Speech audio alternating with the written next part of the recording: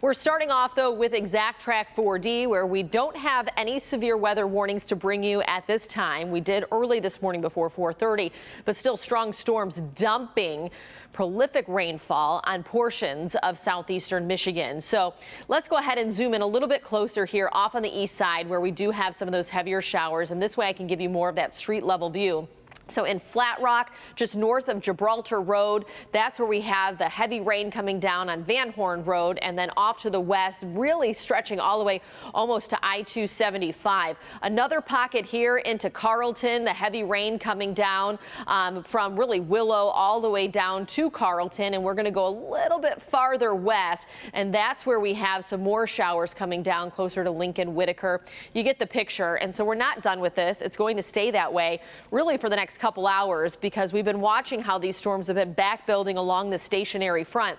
So they started off very much light around 11 o'clock, and then during the overnight they flared up. That's because our temperatures did not subside during the overnight. We had some 80s at 2 o'clock in the morning. Yes, 80-degree temperatures and dew points that were in the 70s, which showed that we had a ton of instability with that front that parked over our area. So the lightning has been waning, which is good news, but our 24-hour rainfall total also showing that the biggest rainfall amounts that we've had just east of Ann Arbor, really in the southwestern part of Wayne County, but we've had flooding concerns all the way into Macomb County, and all of southeastern Michigan pretty much dealing with at least an inch of rainfall over the last 24 hours. So flooding remains a concern for our area, with a slight risk of significant flooding from Monroe, far east side off towards Detroit. Then on top of it, we're also dealing with some power outages, and then my attention will shift to that as we have the threat for some really strong wind gusts tonight. So if you're without power, it might take the crews even longer to restore if we get more outages going into the evening hours for today. But as of this morning, the headline is the flooding. It then turns to the heat, and then after that turns to the wind threat.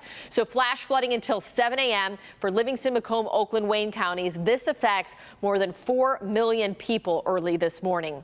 Let's zoom out to show you where our heat advisory is for Livingston, Oakland, Macomb County on south, where we'll likely get to that 90-degree mark or awfully close to it. And our heat indices, or shall I say the feels like temperature, will be close to 100 or more in the afternoon. So we're starting off in the 70s, but once that sun comes out this afternoon, that heat is going to crank up. Slight risk for severe storms today, and we're under pretty much every kind of risk, but the wind risk is the highest. We have hatching, which is a significant severe risk across most of southeastern Michigan, especially as you get south of I-69. So those wind gusts could exceed 75 miles per hour later this afternoon into the evening. And I'm not ruling out large hail and another round of downpours that could roll through the area, leading to more flooding concerns, plus an isolated tornadoes possible, although we could see more of the straight line winds.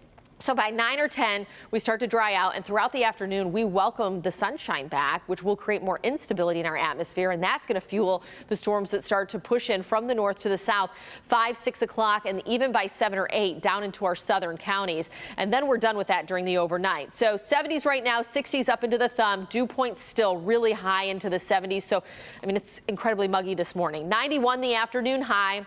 The storms will fire off after we hit the high, but just showing you how that heat index flares up today, especially off to our west, where we're going to feel like 100. So that future forecast shows that we drop down into the seasonal 80s tomorrow, drier, maybe an early shower Friday, or I should say Saturday morning. Otherwise, the weekend, upper 70s, and then another chance of rain next Tuesday.